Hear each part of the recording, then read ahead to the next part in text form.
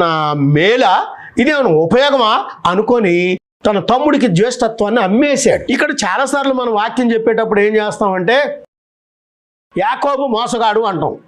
నేనైతే యాకోబు మోసగాడు కాదు అని చెప్తాను. కారణం ఏంటంటే యాకోబు మోసం చేయలేదు. అక్కడ ఏమన్నాడంటే వ్యాపారం చేశాడు. ఏం చేశాడు?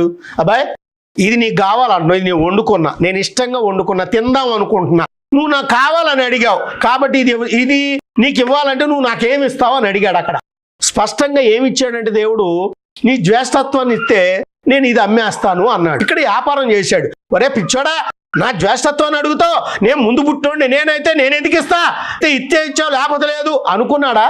అనుకోలా. ఏం చేశాడు? అక్కడ ఇలాంటివి అనుకోవటం మానేసి ఈ జ్యేష్ఠత్వంలో నాకేంటి ఉపయోగం, తీసేసుకోపో అన్నాడు. అది తినేశాడు. ఈరోజు మనం కూడా ఏం చేస్తున్నామంటే మన యొక్క పిల్లల విషయంలో, నీ భార్య విషయంలో,